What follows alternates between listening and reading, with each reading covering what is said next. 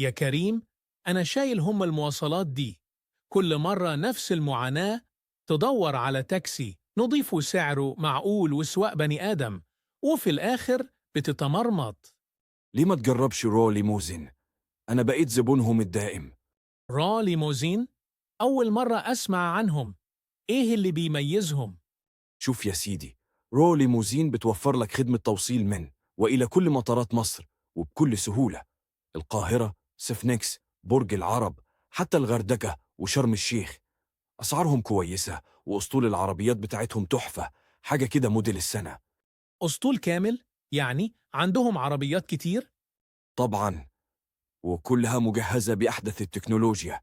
يعني الجو حر، الجو برد، انت في قمة الراحة. دي رسالة واتساب. أكيد من را ليموزين، صح؟